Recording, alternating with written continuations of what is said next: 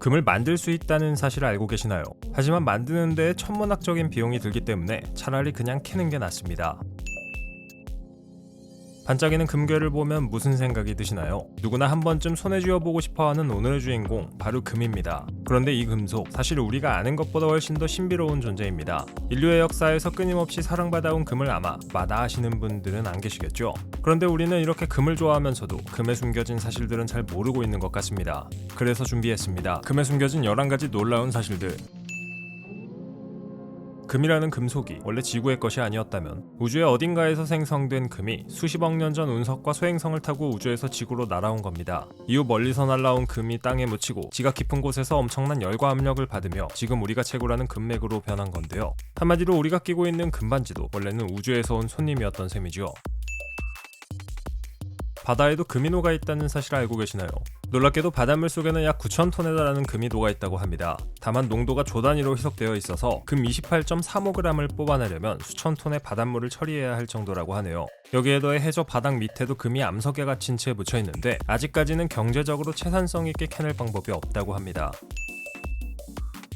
금이 사람들에게 사랑받는 이유 중 하나는 바로 불멸성 때문입니다. 금은 대표적인 귀금속으로 공기 중에 노출되어도 녹슬거나 변색되지 않는데요. 산에도 잘 반응하지 않아서 수천 년 전 만들어진 고대 유물이 지금도 반짝이는 이유가 이것 때문입니다. 녹이거나 다른 금속과 합금의 모양을 바꿀 수는 있지만 금 원자 자체를 파괴하려면 핵반응이 필요할 정도라고 하니 지금까지 채굴된 모든 금은 어떤 형태로든 여전히 이 세상에 존재하고 있는 셈이죠. 가격은 훨씬 더 저렴하지만 사실 금이 다이아몬드보다 훨씬 더 희귀하다는 사실 알고 계셨나요? 다이아몬드는 지구의 풍부한 원소인 탄소가 압력을 받아 만들어지는 반면 지금까지 인류가 채굴한 금을 전부 모아도 한 변이 20m에 불과한 정육면체 하나에 들어갈 정도라고 합니다. 실제로 1온스짜리 금덩어리를 발견하는 게 5캐럿짜리 다이아몬드를 발견하는 것보다 더 어렵다는 이야기도 있죠. 순금으로 반지나 팔찌를 만드시는 분들 알아두셔야 할 사실이 있습니다. 99.99% 순도인 금은 손으로 쉽게 구부리고 변형시킬 수 있습니다. 이는 대량의 매우 순수한 금이 전통적으로 주개나 바 형태로 만들어져 운반되는 이유 중 하나인데요. 쉽게 말하면 순수한 금은 스스로 휘어질 만큼 매우 약하다는 게 입증된 셈이죠. 이렇게 무른 성질 덕분에 착용하다 보면 금이 깎여나가기도 쉬운데요. 한마디로 길바닥에 돈을 뿌리고 다니는 행위입니다. 올림픽 금메달, 사실 순금이 아니라는 것도 흥미로운 사실입니다. 1904년부터 1912년까지는 실제로 순금 메달이 수여됐지만 이후 비용 문제와 1차 대전의 여파로 금도금 은메달로 바뀌었는데요. 오늘날의 금메달은 최소 6g의 금이 포함된 은메달로 무게는 약 18온스, 은 함량이 무려 92.5%에 달한다고 합니다. 이럴 거면 금메달이라고 왜 부르나요? 금은 우주에서도 맹활약 중입니다. 우주비행사의 헬멧에는 아주 얇은 금 코팅층이 입혀져 있는데 그 두께가 매우 얇습니다. 그럼에도 이 얇은 막이 강렬한 태양광과 방사선을 차단해주는 역할을 하죠. 1960년대 아폴로 미션 당시에는 달 착륙선 전체를 금박으로 감싸서 열을 반사하고 민감한 장비들을 보호하기도 했으며 현재 우주로 쏘아 올려지는 망원경에도 금을 입혀 사용하기도 하죠. 정말 쓰이는 곳이 다양하다고 할 수 있겠네요. 그런데 왜 유독 금만 노란빛을 띨까요? 대부분의 금속은 은색이나 회색을 띠지만 금은 자연 상태에서 노란빛을 띠는 유일한 금속입니다. 구리가 붉은 빛으로 그나마 비슷한 느낌을 주긴 하지만 다른 금속들은 공기나 화학물질과 반응해야만 비로소 노란빛을 띠게 되죠. 이런 독특한 색감 덕분에 금은 오랫동안 화폐와 보석, 예술작품의 단골 소재가 되어 왔습니다. 놀랍게도 우리 몸속에 금이 들어있다는 사실을 알고 계시나요? 주로 혈액 속에 미량 존재하고 간이나 신장, 머리카락에도 아주 조금씩 들어있는데요. 체중 68kg 정도의 성인 기준으로 약 0.2mg의 금을 몸에 지니고 있다고 합니다. 음식과 물을 통해 자연스럽게 흡수되는 셈이죠. 냄새도 맛도 없어서 고급 요리나 음료에 식용금박으로 뿌려지기도 하는데 인체에 무해하니 안심하고 즐기셔도 됩니다. 금은 우리 태양계의 모든 작은 암석 행성, 예를 들어 수성이나 금성, 지구, 화성 등에 존재할 가능성이 높습니다. 다른 행성에서 금이 채굴되기까지는 다소 시간이 걸릴 수 있지만 만약 금이 채굴된다면 그 가치는 상당할 텐데요. 우주로 나아가는 이유가 하나 더 늘었네요. 물론 먼저 가는 사람이 임자입니다.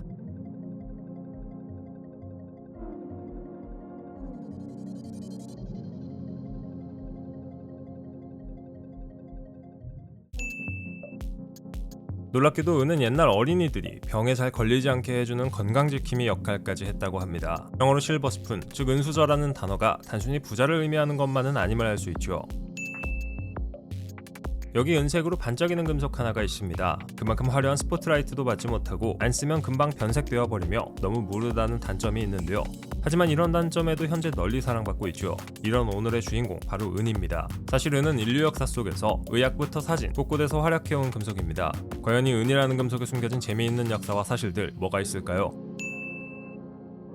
은은 인류가 발견한 최초의 금속 5가지 중 하나이며 5000년 넘게 쓰여왔습니다. 고대에는 주로 화폐로 쓰였는데 최초로 등장한 건 기원전 3000년경 고대 이집트와 메소포타미아 지역이었습니다. 이 당시에는 오히려 은이 금보다 훨씬 더 높은 가치를 자랑했는데요. 정지 기술이 부족해 자연 상태로 얻기 힘들었기 때문이었죠. 이후 은은 고대와 중세, 근대를 거치면서 화폐 역할을 계속해왔고 무역에서 없어서는 안 될 존재로 자리 잡았습니다. 은의 가장 큰 특징 중 하나는 바로 반사율입니다. 잘 닦인 은은 가시광선 스펙트럼의 무려 95%를 반사할 정도로 모든 금속 중에서 반사율이 가장 높습니다. 그래서 우리가 매일 들여다보는 거울 대부분이 은으로 코팅되어 있죠.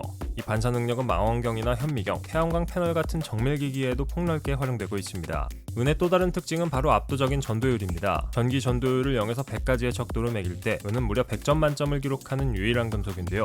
구리가 97점, 금이 76점에 그치는 것과 비교하면 은을 따라올 금속이 없는 셈이죠. 그래서 최고급 전자제품이나 정밀회로에는 어김없이 은이 사용됩니다. 화폐로 쓰이던 금속이 전자기기에도 쓰인다니 놀랍지 않나요? 은의 또 다른 놀라운 특징은 바로 연성입니다. 단 1온스의 은만 있으면 약 2400m에 달하는 가느다란 철사로 늘려 뽑을 수 있다고 하는데요. 이렇게 얇고 길게 늘어나면서도 끊어지지 않는 성질 덕분에 정밀전선이나 특수 소재로도 널리 쓰이고 있습니다. 은이라는 금속, 생각보다 훨씬 더 놀라운 매력을 가지고 있죠. 하지만 사람이 장신구로 착용하기엔 너무 무르기 때문에 100% 은으로 만들어진 장신구는 찾기 쉽지 않습니다. 우리가 보는 은 주얼리는 대부분 925 실버, 즉 92.5%의 순은과 구리 같은 다른 금속들을 7.5% 섞어 만든 합금이죠. 은을 가장 많이 생산하는 나라는 어디일까요? 정답은 멕시코입니다. 멕시코는 오랫동안 세계 최대 은 생산국 자리를 지키고 있는데요. 2017년 한 해에만 무려 5,600메트릭 톤을 생산했다고 합니다. 그 뒤를 페루가 2위로 중국이 3위로 잇고 있죠. 중국이 1등이 아닌 건 또 처음 보네요. 재미있게도 영어 단어 실버를 화학기호로 표현하면 AG입니다. 도대체 이 기호는 어디서 온 걸까요? 화학기호 AG는 은을 뜻하는 라틴어 아르젠툼에서 따온 겁니다. 흥미로운 건 최소 14개 이상의 언어에서 은과 돈을 가리키는 단어가 완전히 동일하다는 사실인데요. 프랑스어의 아르장이 대표적인 예로 은과 돈을 동시에 의미하죠. 그만큼 은이 화폐로서 오랜 세월 사랑받아왔다는 증거겠죠. 우리나라는 금수저라고 하지만 외국은 은수저라고 표현하죠. 흔히 부유한 집안 출신이라는 뜻으로 알고 계실 텐데요. 사실 이 표현의 원래 의미는 조금 다릅니다. 은은 세균을 죽이는 향균 성질을 갖고 있어서 옛날 부유한 집안에서 은수저로 아이를 먹이면 그 아이가 상대적으로 병에 덜 걸리고 건강하게 자랐다고 하는데요. 그래서 이 표현이 잘 아프지 않는 아이라는 뜻에서 시작됐다는 설이 있습니다.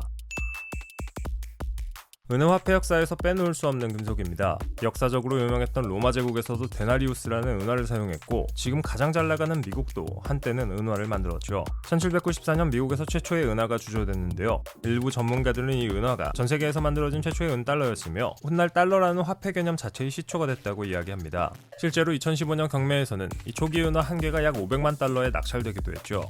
참고로 1965년 이전 미국에서 주조된 동전들은 은 함량이 약 90%에 달했고 1965년부터 1969년 사이 발행된 케네디 하프 달러에는 은이 40% 포함되어 있었다고 합니다.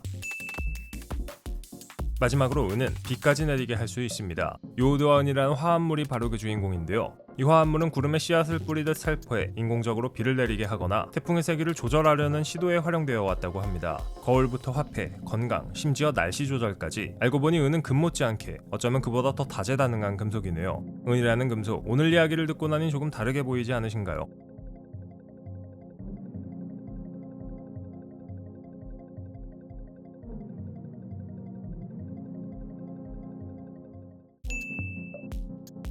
우리가 쓰는 전자기기 대부분에는 구리가 들어갑니다. 스마트폰이나 컴퓨터, TV는 물론이고 냉장고와 세탁기, 건조기, 전자레인지, 식기세척기까지 모두 구리 전선을 품고 있는데요. 잘 몰랐지만 우리가 매일 마주하는 물건들 뒤에는 늘 구리가 숨어있는 셈입니다. 여기 아름다운 소리가 나는 싱잉볼 하나가 있습니다. 시간이 지나면 색이 변하기도 하고 때로는 피부에 닿아 초록빛 자국을 남기기도 하는 이 금속으로 만들어졌는데요. 오늘의 주인공인 구리 혹은 동이라고 불리는 이 친구, 사실 우리 일상 곳곳에서 없어서는 안 될 존재입니다. 금은동 중에 동이 청동이었다고 생각했다면 오산입니다.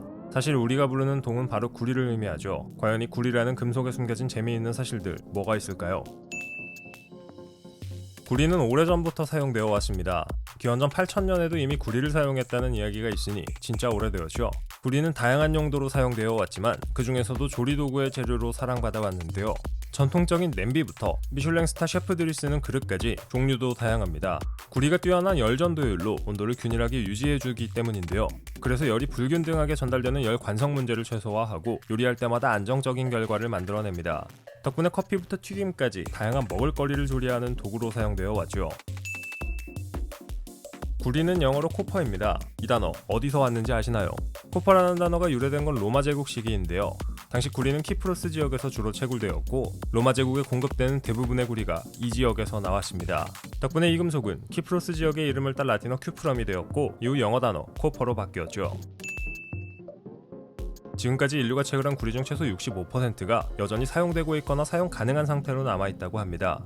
계속해서 재활용되어 왔기 때문인데요. 성능저 없이 몇 번이고 재활용할 수 있다는 점에서 구리는 상당히 지속 가능한 금속으로 꼽힙니다. 미국 지질조사국에 따르면 2008년 태어난 미국인은 평생 동안 약 593kg의 구리를 소비하게 될 거라고 하니 우리가 얼마나 많은 구리에 둘러싸여 살고 있는지 짐작이 가시죠. 구리의 놀라운 능력 중 하나는 바로 향균성입니다. 구리와 그 합금인 황동, 청동의 표면은 다양한 유해 세균을 빠르게 심지어 2시간 이내에 높은 효율로 죽이는 성질을 갖고 있는데요. 덕분에 옛날에 만들어진 건물의 손잡이나 문고리 등에 널리 사용되기도 했습니다. 다만 이 향균 효과를 제대로 발휘하려면 금속 성분의 최소 65% 이상이 구리여야 한다고 합니다. 그래서 아쉽게도 구리로 도금되거나 호량만 함유된 액세서리는 이 향균 효과를 기대하기 어렵습니다. 올림픽 동메달 뭘로 만들어졌을까요? 구리 95%에 아연과 주석을 섞은 합금입니다. 순수한 구리는 금과 은처럼 너무 무르기 때문에 다른 금속을 섞어 단단한 형태로 만들죠. 이렇게 구리는 다른 금속과 섞여 합금으로 널리 활용됩니다. 대표적인 게 바로 구리와 아연을 합친 황동, 그리고 구리에 주석을 추가한 청동인데요. 특히 청동은 순수구리보다 단단하고 심지어 순철보다도 단단하며 부식에도 강합니다. 동을 쳤을 때 아름다운 소리가 나는 벨메탈 역시 청동으로 만들어지죠. 순금 역시 너무 물러서 손으로도 모양을 바꿀 수 있을 정도인데요. 그래서 대부분의 금 주얼리는 금의 은과 구리를 섞어 만듭니다. 실제로 19세기까지 유럽에서는 금의 은과 구리 외의 금속을 섞는 게 법적으로 금지되어 있었을 정도로 조합은 오랜 전통을 가지고 있죠. 동과 청동, 차이점이 뭘까요? 청동은 원래 구리와 주석을 섞어 만드는데 보통 주석이 전체의 약 12% 정도를 차지합니다. 다만 요즘 만들어지는 청동은 주석 대신 알루미늄이나 망간, 아연 같은 다른 금속을 섞기도 하죠. 쉽게 말하면 동, 즉 구리는 밀가루, 청동은 그 밀가루로 만든 빵 정도 됩니다. 수영장에서 수영하다가 머리가 초록색이 되어본 경험 있으신가요? 많은 분들이 수영장 물속의 염소 때문이라고 착각하시겠지만 사실 이건 수영장 물속의 구리 때문입니다. 이게 무슨 소리냐고요? pH가 낮거나 산성인물이 수영장의 금속 히터 혹은 구리 배관을 부식시키고 여기서 나온 구리 이온이 수영장으로 흘러들어가 머리의 색을 초록색으로 바꿉니다. 돈 안 들이고 염색하고 싶은 분들이라면 도전해보셔도 되겠네요. 이 랜드마크 다들 알고 계시죠? 바로 미국 뉴욕에 있는 자유의 여신상인데요. 그런데 원래 이 동상이 갈색이었다는 걸 아는 사람이 생각보다 많지 않습니다. 80톤이 넘는 구리로 구성된 이 조각상은 구리 도금의 산화로 인해 녹색으로 변하기 시작했고 1920년에 이르러 완전히 녹색이 되었습니다. 색은 변했지만 구리 자체가 상하는 걸 막아준다고 하니 이 정도면 괜찮네요. 구리는 이렇게 공기 중에서 산화되는데요. 이걸 이용해 여러분의 반지나 팔찌가 싸구려인지 아닌지 찾아낼 수 있습니다. 만약에 반지를 낀 손가락이 초록색으로 변한다면 금보다 구리가 훨씬 더 많이 함유되어 있을 가능성이 높죠. 18세기 중반 배를 타는 사람들과 배를 만드는 사람들은 골머리를 앓았습니다. 홍합이나 따개비 같은 해양 생물들이 대량으로 목선의 선체에 파고들어 배를 망가뜨렸기 때문이었죠. 그런데 구리가 바다에 사는 무척추 동물에게 독성이 있다는 게 밝혀지자 선체에 구리가 사용되기 시작했고 문제는 해결되었습니다. 물론 오늘날에도 배를 만드는 데 구리는 계속 사용되고 있죠. 또한 구리는 높은 방수성을 가지고 있어 선박의 하부를 보호하는 완벽한 금속인데요. 이 정도면 구리가 안 쓰이는 곳이 없네요.